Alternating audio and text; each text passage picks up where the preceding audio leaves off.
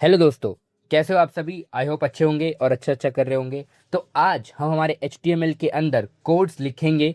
पिछली वीडियो में मैंने तुमको एक स्ट्रक्चर खोल के दिखाया था, उस स्ट्रक्चर को खोल ही लेते हैं। और इस स्ट्रक्चर के अंदर हमने कुछ एक्सपेरिमेंट्स करे थे, मैंने तुम्हें कुछ चीज़ें बताई थी और तुम्हें कुछ कुछ करने को भी दिया था। आज इस स्ट्रक्चर के अंदर मैं तुम्हें बताऊंगा कि कैसे तुम कुछ ऐड करोगे, तुम कुछ कैसे टेक्स्ट लिखोगे, जिसकी हेल्प से तुम खुद की वेबसाइट के ऊपर कुछ अच्छा सा लिख पाओगे, कुछ अच्छा सा टेक्स्ट ऐड कर पाओगे। तो यहाँ पर मैं दो तरीके आज बताने वाला हूँ टेक्स्ट को लिखने के। वो दो तरीके कौन से हैं, मैं तुम्हारे लिए हमारा डॉक्स खोल लेता हूँ और डॉक्स के ऊपर मैं तुम्हें बताता हूँ कि वो क्या क्या है। सबसे पहले हमारा जो तरीका है वो है हमारा हेडिंग। तो कई लोगों को नहीं पता कि हेडिंग क्या होता है, तो मैं बता दूं कि हेडिंग होता है हमारा मेन टाइटल।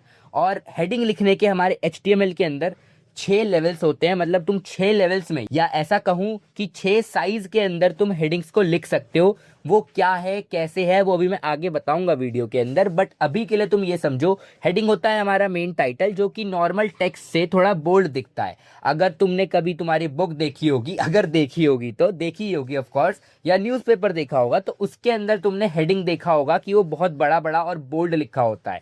तो उसी को हम हेडिंग कहते हैं।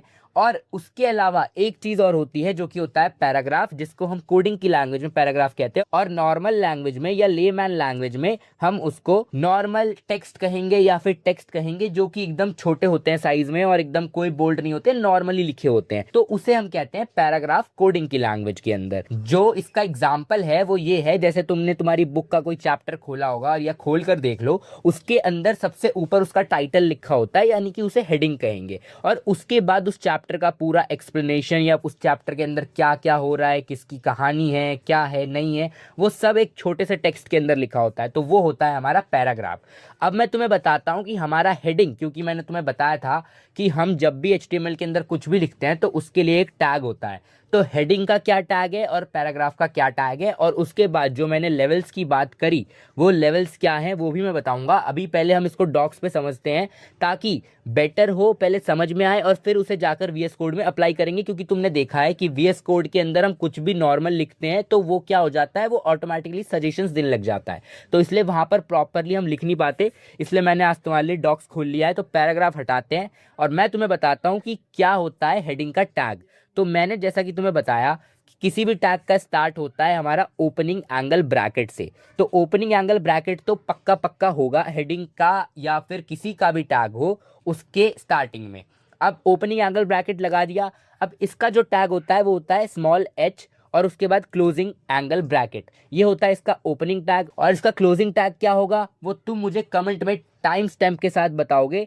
तब तक मैं तुम्हें बताता हूं कि हेडिंग का लेवल्स क्या है। तो हेडिंग के लेवल में ऐसा है कि अगर हमारी हेडिंग सबसे बोल्ड है, सबसे साइज में बड़ी है, तो उसके आगे हम 1 ऐड करते हैं, यानी कि H के आगे हम 1 ऐड कर देंगे। अगर मैं ये टैग लगा के लिखता हूं तो हमारी जो हेडिंग होगी वो कोड जब उसे रीड करेगा तो उसे as a main heading read करेगा, जो भी इस चीज के अंदर लिखा होगा, यानी कि इस टैग के अंदर लिखा होगा। अब तक अगर तुमने बता दिया कि क्लोजिंग टैग क्या होता है तो वेरी गुड, तुम ध्यान दे रहे हो कि क्लोजिंग टैग कैसे लिखते हैं।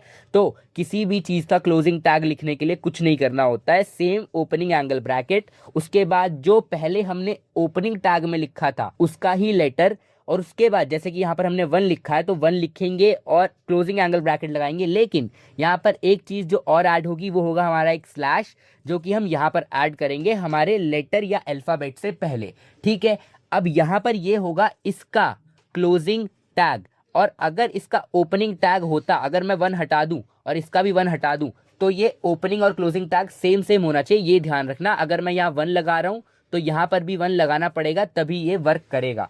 ठीक है। तो ये है हमारा मेन हेडिंग का ओपनिंग और क्लोजिंग टैग। अगर इसके अंदर, इसके बीच में तुम कोई भी कोड लिखते हो, तुमने उस दिन देखा था कि हम कुछ भी लिखते हैं तो इसके बीच में ही लिखते हैं। तुम कुछ भी लिखते हो, चाहे मैं कुछ भी लिखूं, यहाँ पर तो अभी कुछ भी लिखकर रन नहीं होगा, लेकिन मैं कुछ भी लिखता हूँ तो वो मेन हेडिंग की तरह वेबसाइट पर रेंडर होकर आएगा। तो अब इसे एक्सपेरिमेंट कर लेते हैं। मैंने VS कोड भी पीछे खोल ही के रखा है। तो जो लास्ट हमने ट्राई किया था वो ये था, और मैंने तुम्हें बताया था कि हम जितना भी काम करते हैं लिखने का वो बॉडी के अंदर होता है। तो बॉडी हमारी खुली हुई है और बॉडी के अंदर से मैंने टेक्स्ट हटा दिया है। अब बॉडी के अंदर हम लिखते हैं हमारा H1 का टैग, ठीक है, कहीं भी लिख दूं, चाहे यहाँ लिखूं, चाहे यहाँ लिखूं या यहाँ लिखूं, फर्क नहीं पड़ेगा, वो बस बॉडी के अंदर होना चाहिए, तभी वो वेबसाइट पर शो होगा।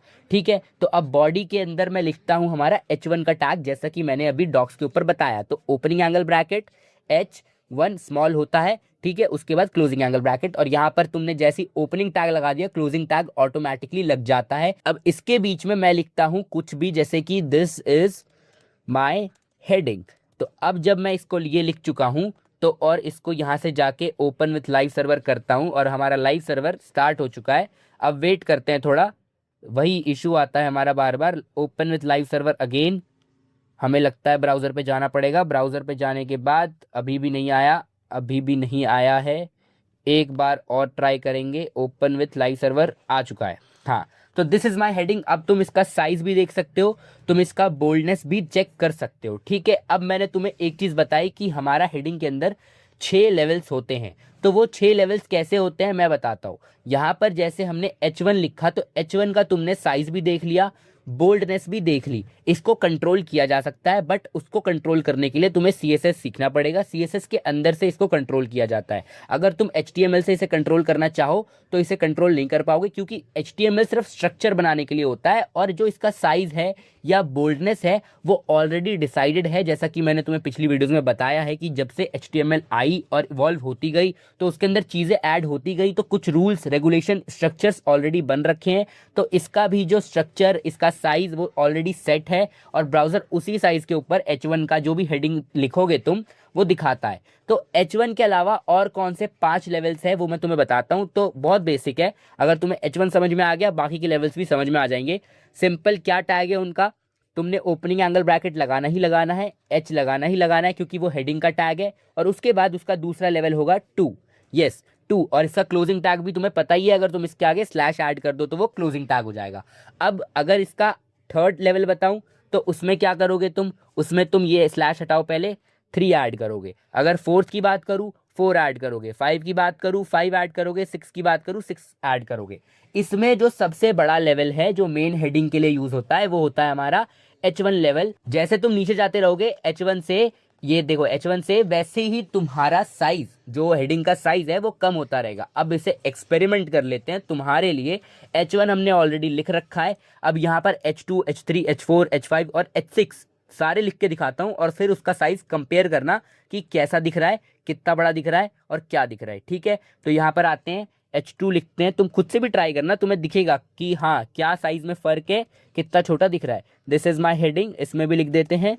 उसके बाद हम H2 के बाद नीचे लिखेंगे H3, और यहाँ पर मैंने ये डाला, और उसके बाद दिस इज़ माई हेडिंग लिख दिया। उसके बाद थोड़ा सा लंबा काम होगा ये, बट इसको फटाफट कर देंगे, H4, और उसके बाद दिस इज़ माई हेडिंग। अगर तुमने अब तक सब्सक्राइब नहीं किया है तो सब्सक्राइब कर लेना चैनल को, क्योंकि इसी तरह से हम इसे कंटिन्यू करने वाले हैं, और बहुत मज़ा आने वाला है। क्योंकि जितना बेसिकली मैं ब्रेक करके पढ़ा रहा हूँ, मतलब जितना बेसिक मैं ब्रेक करके पढ़ा रहा हूँ, उतना बेसिक तुम्हें कोई पढ़ाएगा नहीं। मैं बहुत अच्छे से तुम्हें ब्रेक करके पढ़ा रहा हूँ, ताकि तुम्हें एकदम समझ में आए, ठीक है। अब आ जाते हैं हमारे H6 के ऊपर, क्योंकि आखिरी वही रहता है। और यहाँ पर दिस इज़ माई हेडिंग, मैंने सब में पूरा पूरा लिखा है। अब आते हैं हमारे लाइव सर्वर पे, क्योंकि ऑलरेडी रन कर रहा है, तो हमें फालतू में कुछ करने की ज़रूरत नहीं है। और तुम देख सकते हो, हाँ, रिफ्रेश करने की भी ज़रूरत नहीं है। तुम देखो, ये है हमारा H1 जो सबसे ऊपर लिखा हुआ है, उसके बाद H2, H3, H4, H5 और फाइनली H6। मतलब तुम फ़र्क देख सकते हो कि क्या फ़र्क है 6 की 6 लेवल्स में और उसके साइज़ में। तो ऐसा है कुछ हमारा हेडिंग का लेवल। अब अगर मैं पैराग्राफ की बात करूं, जैसा कि मैंने तुम्हें बताया कि बुक्स के अंदर जो हमारा डिस्क्रिप्शन होता है, एक्सप्लेनेशन होता है, वो होता है हमारा पैराग्राफ कोडिंग के अंदर। तो पैराग्राफ का क्या टैग है, उसका टैग भी बहुत सिंपल है। जैसे हेडिंग का स्टार्ट हो रहा था H से, वैसे ही पैराग्राफ का स्टार्ट होगा P से, करेक्ट। P का टैग ऐसा है कुछ, और पैराग्राफ का टैग, और उसके बाद उसका क्लोजिंग टैग क्या होगा दोस्तों, ऑफ कोर्स एक ही होगा। उसमें बस ऐड करेंगे हम हमारा स्लैश, और हमारा बन गया P का क्लोजिंग टैग, यानी पैराग्राफ का क्लोजिंग टैग। अब अगर मैं यहाँ पर पैराग्राफ भी तुम्हें लिख के दिखा दूँ सेम ही पेज पर, ताकि तुम्हें डिफरेंस दिख जाए, तो यहाँ पर हम ऐड करेंगे P, और हमने ये लिख दिया, देखो अपने आप क्लोजिंग टैग आ जाता है। सबसे best cheese, this is my paragraph, ऐसा ही शायद कुछ गलत इंग्लिश है तो कोई नहीं, बट यहाँ पे आओ और यहाँ देखो, दिस इज माई पैराग्राफ। अब तुम यहाँ पर देखो, एक तो इसका साइज थोड़ा नॉर्मली छोटा है, अगर तुम इनमें किसी से कंपेयर करोगे तो तुम्हें शायद लगे कि हाँ ये जो H4 है इसके थोड़ा इक्वल इक्वल है, बट एग्जैक्ट सेम नहीं है, क्योंकि उसके अंदर बोल्डनेस नहीं है। अगर तुम इसको जूम करोगे तो तुम्हें दिख ही जाएगा कि ये बोल्ड नहीं है, बट ये सारे चाहे वो H6 ही क्यों ना हो वो बोल्ड है। ठीक है, तो हेडिंग हमेशा बोल्ड होती है, बड़ी बड़ी अक्षरों में लिखी होती है। अब यहाँ पर जो हमने सीखा वो ये सीखा कि हेडिंग क्या होता है, पैराग्राफ क्या होता है, और हेडिंग का क्या यूज़ है। हेडिंग का यूज़ यही है कि अगर तुम वेबसाइट के ऊपर कोई बड़ी चीज़ लिखना चाहते हो, बड़ी चीज़ मतलब बड़ा टाइटल, मान लो कोई टाइटल लिखना है, जैसे मैंने एग्जांपल भी दिया कि बुक के अंदर टाइटल होता है तो वो हेडिंग होता है ना, तो कुछ बड़ा टाइटल लिखता है कि तुम्हें लिखना है अपनी वेबसाइट का बड़ा बड़ा इंट्रोडक्शन कि तुम्हारी वेबसाइट किस बारे में है। ठीक है, अब तुम्हें कुछ और लिखना है ऐसा बड़ा बड़ा जो कि तुम्हारी हेडिंग है। ठीक है, अगर मैं कोई वेबसाइट यहाँ पर खोलूँ तुम्हारे लिए, जैसे कि मैं एप्पल की वेबसाइट ही खोल लेता हूँ, एप्पल सर्च करते हैं apple.com, ये आ तो गया था apple.com। ठीक है, apple.com हमने सर्च करा, ये हमारा खुल रहा है, वेट करते हैं इसको खुलने देते हैं। तो हमारे जैसे ये खुल गया। ठीक है, अब तुम यहाँ पर देखो, यहाँ पर अगर मैं तुम्हें हेडिंग दिखाऊं तो ये तुम्हें दिख रहा है ये क्या है, हमारा जो ये बड़ा बड़ा लिखा हुआ है ये हेडिंग है। उसके बाद ये जो छोटा सा उसके नीचे लिखा हुआ है ये दूसरा हेडिंग है। इसका साइज हम कंट्रोल कर सकते हैं, ये क्विट करो, ये जो भी है इसका साइज हम कंट्रोल कर सकते हैं CSS से, बट जब तक हम CSS नहीं सीख रहे तब तक इसका साइज फिक्स्ड है, जो कि ऑलरेडी डिसाइडेड है, ब्राउजर उसी साइज में हमें रेंडर करके यहाँ पर दिखा रहा है। ठीक है, तुम्हें वेबसाइट के ऊपर और भी बड़ा बड़ा दिखेगा, तुम्हें H1 इससे भी बड़ा दिखेगा, लेकिन उसका साइज चेंज कर सकते हैं CSS की हेल्प से।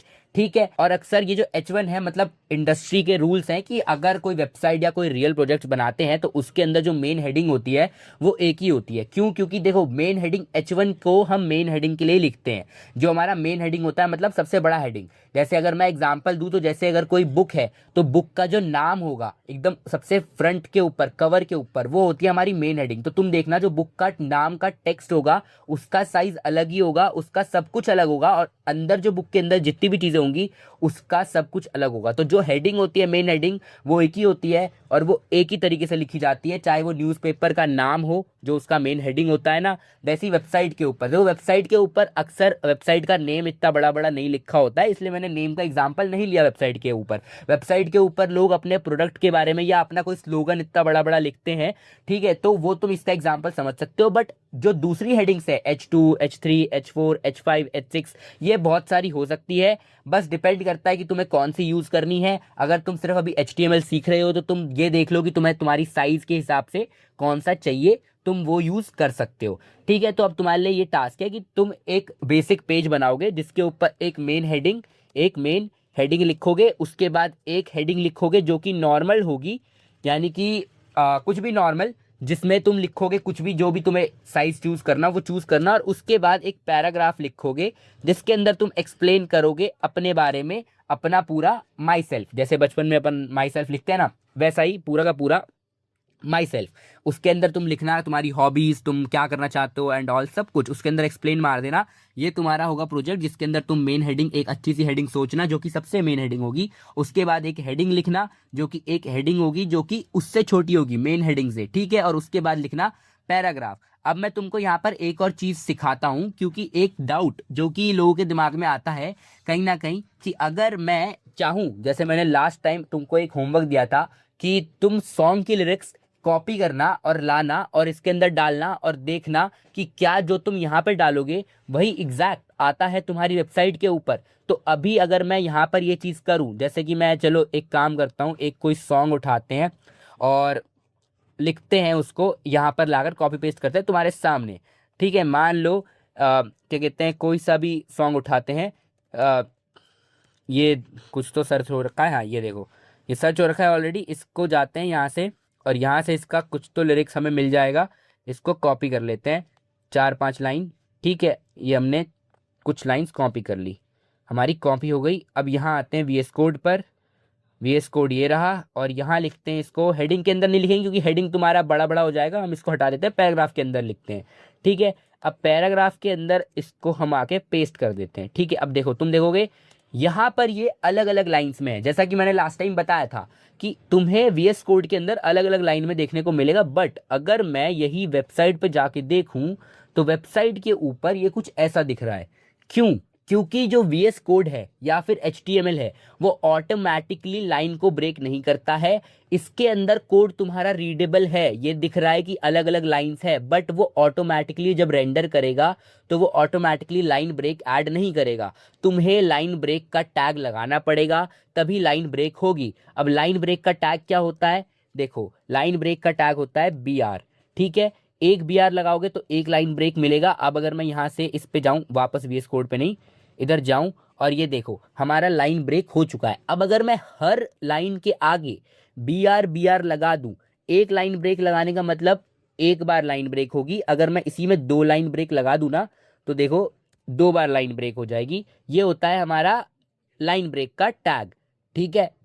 अब देखो यहाँ पर पहली लाइन ब्रेक में कोई गैप नहीं है, क्यों? क्योंकि हमने एक ही लाइन ब्रेक ऐड किया, दूसरी लाइन यहाँ लिखी गई और उसके बाद तीसरी जो लाइन है पूरी लिखी हुई है। इसमें गैप क्यों है? क्योंकि हमने 2 लाइन ब्रेक ऐड करे।